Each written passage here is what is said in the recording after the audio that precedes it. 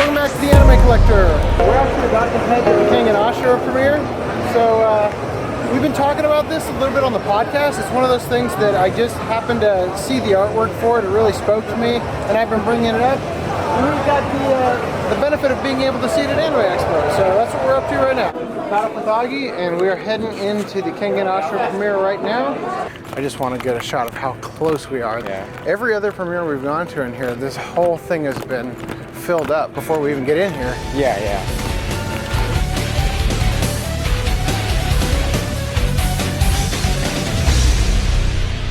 Holy shit. That was so insane. So a little preface here. Kengan Ashura is not coming out until 2019. Okay? We were the first to see it. Yeah, this was the world premiere. Yeah.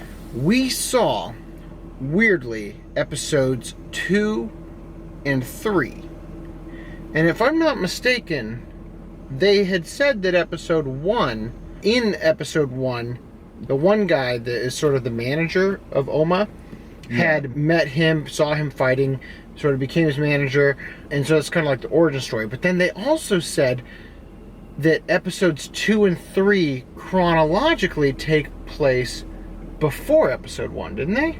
Yeah, and that's why they said they were playing episode 2 and 3. Right, which is a interesting. I think there was a little bit of a misunderstanding there. I think what it was they were trying to say episodes 2 and 3 set up the tournament that the main show is going to revolve around. Well, there were several things that were said that seemed to contradict each other. Now, first of all, this was cel-shaded 3D and 2D. Okay? And he said that they actually had professional, like, MMA fighters come into the studio and beat the hell out of each other. Yeah, like actual fight. Like actual fighting. And that they even used that as reference. And he was very specific to say, we did not use motion capture. Yeah. Okay? By not using motion capture, the freedom to the animation that was matching the brutal fighting was even more, let's say, true to the anime style. So, like, we saw Gridman last night, and my main complaint there was that it looked gorgeous in terms of the CG cell shading.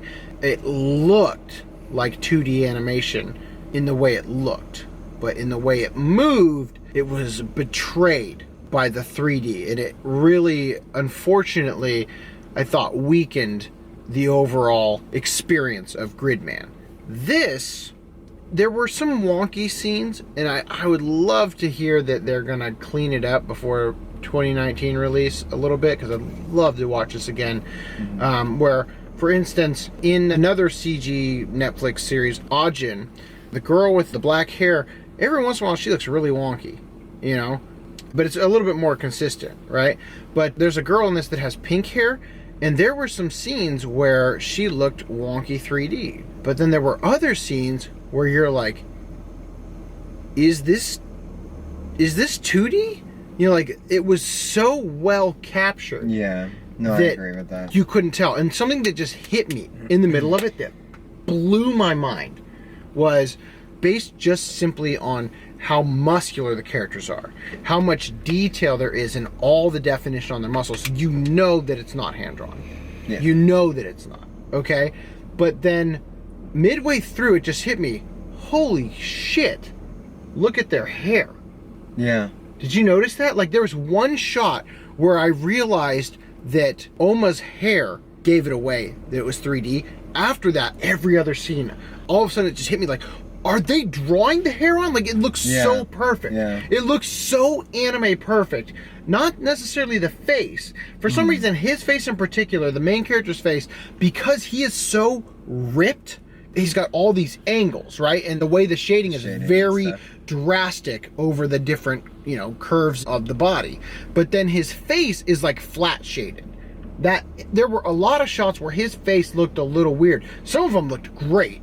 especially when he started going berserk in the second episode. Yeah. The third, we had, like, technically the there's, third like, episode. veins pretty much, Yeah, like, on his it face. started looking insane because crazy. one of the things that, and they take advantage of this in Ajin and Knights of Sidonia and those kind of shows too, is that when you're doing stuff in 3D, you can put a texture map of dirt, grunge, blood drops, and it just adds so much to the experience of the action that somebody gets hit in the face, their nose starts bleeding, and it stays bloody, and the hands. In the first episode, there was this guy called Lihito who had this incredible grip strength that he was actually able to just tear chunks of your flesh out, and he had blood dripping from his hands like constantly the rest of the fight, and in a lot of anime it's like, you'll see it happen and then a scene Somehow later it's they gone. stop drawing it, you know what I mean? Yeah. So anyway, I'm sorry, I'm sort of rambling on this. I want to let you guys have the floor to get your thoughts out. I'm just like, it's such an insane thing we just watched.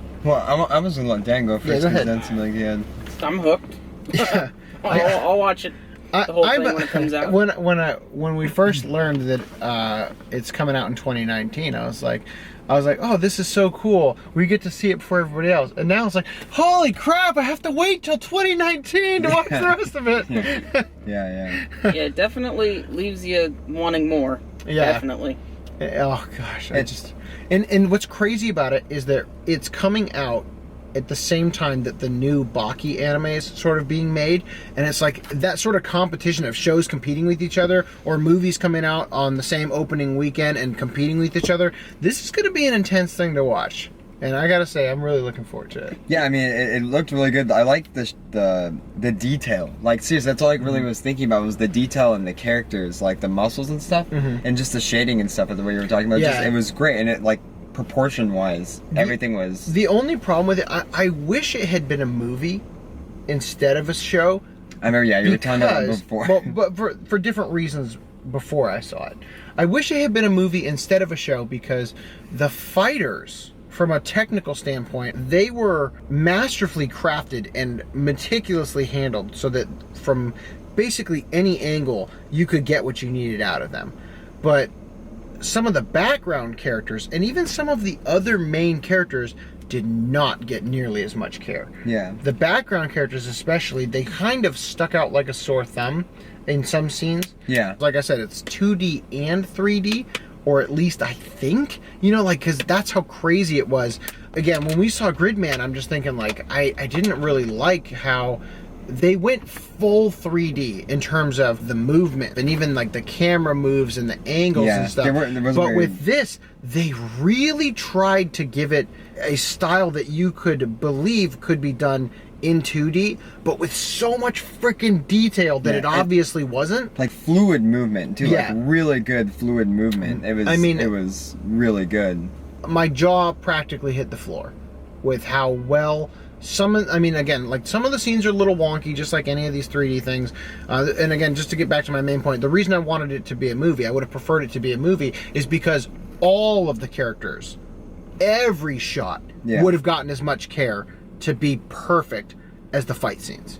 And the storyline's great too, so from what I've heard. So they leave you a lot of mystery. Totally forgot to even explain the storyline. Yeah. Why there's fighting is because these super mega corporations in Japan, they make deals with each other. There's a phenomenal anime. It's gambling, called basically. Salaryman Kentaro that kind of does a similar thing, but they do this thing, these corporations, where in order to make deals with each other on who's going to get the contract and make this much money and everything, they have illegal street fighting matches. That's what this was. So I just got to say, there's some incredibly beautiful shots in there. The entire first fight takes place in this. You said you thought it looked a lot like Shinjuku Station. Yeah, so it looks like it takes place in an abandoned version of Shinjuku Station, and there's water the entire time pouring down in the fighting ring. So every time you see the characters, there's drops of water. It was insane. The art direction on it was so fresh and new that alone is worth seeing. Even if you don't like fighting, that alone was just worth experiencing. That scene kind of reminded me of like Fight Club. Yes. Like down in the basement, I think they were referencing Fight Club. When they get the fight, Oma starts jumping. He does the Tyler Durden jump. Yeah, exactly. I was thinking that same thing. I was like, this is Fight Club. That is exactly what they're going cool, for. though. There's no way really they liked weren't. it. Yeah. Yeah. So it was. It's kind of like an homage. Not only that, I gotta say the people, the Pony Canyon. I don't like. To give you an example, I do not like live music. For me, if I'm going to listen to music, I want to hear, the professionally mixed down version of it that goes on the CD. But when it comes to Premiere, I'm upset that I don't get to watch the rest of it in that venue. That was insane.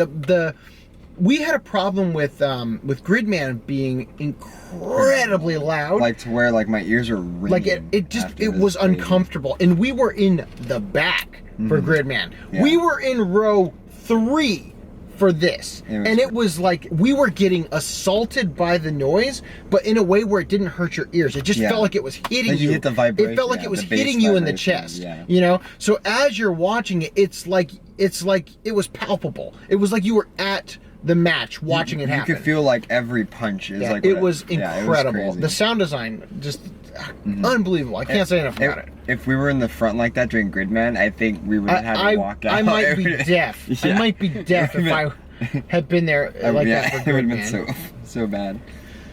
Anyway, you guys got anything else you want to say other than you should definitely check it out? Yeah, that's pretty much it. Yeah, definitely check it out when it comes out in 2019. Yeah, 2 thumbs up. So anyway, YouTuber meetup literally just started. Yeah, we are late. We are late. So we definitely got thank you guys for watching. Definitely check it out. Like, subscribe, all that nonsense, and we'll catch you next time.